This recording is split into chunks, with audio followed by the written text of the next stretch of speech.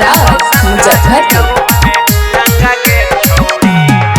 छोड़ी जानो ही यौ सब बतिया कलिया बे बला हौ बरतिया। छोड़ी जानो ही यौ सब बतिया कलिया बे बला हौ बरतिया के छौड़ी की है गे छौड़ी मड़बा पर कर दे दंगा ही यौ हमें लंगा के छौड़ी की है गे छौड़ी मड़बा पर कर दे दंगा ही यौ हमें लंगा के छौड़ी।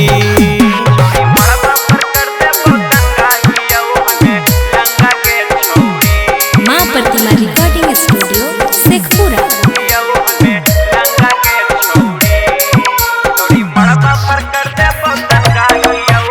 DJ Kanchan Raj Muzaffarpur.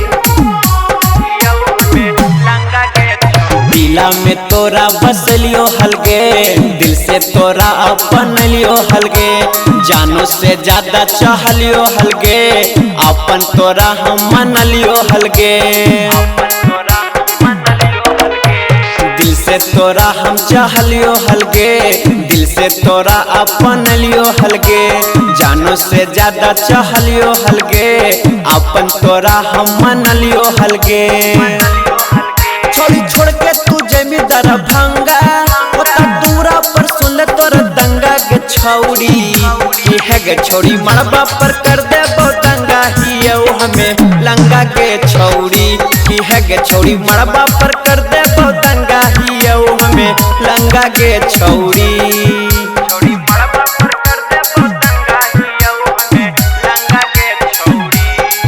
Mix by Shailendra बाबू।